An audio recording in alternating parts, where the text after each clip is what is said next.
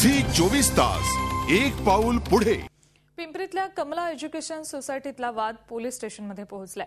संस्थेचे सदस्य असलेल्या खासदार गजानन बाबर यांनी दोघांविरोधात फसवणुकीची तक्रार दिली आहे। तर ही तक्रार सूड भावनेतून दिली गेल्याचा आरोप संबंधितांनी केलाय। पिंपरीतलं हे सपकाळ कुटुंब अनेक दिवसांपासून घराच्या बाहेर आहे।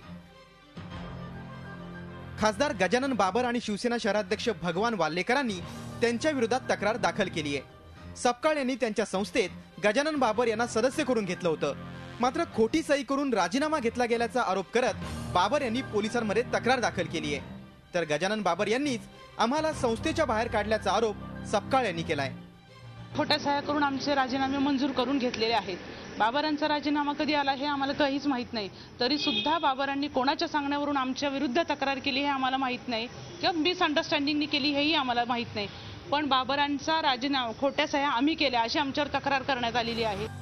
संस्थेत गैरकारभार असल्याचं सपकाळ यांनी सांगितल्याचं गजानन बाबर यांनी मान्य केलंय, मात्र तब्बल 14 वर्षांनंतर संस्थेचे सदस्य असल्याची कशी आठवण झाली याचं बाबर यांना उत्तर देता आलं नाही।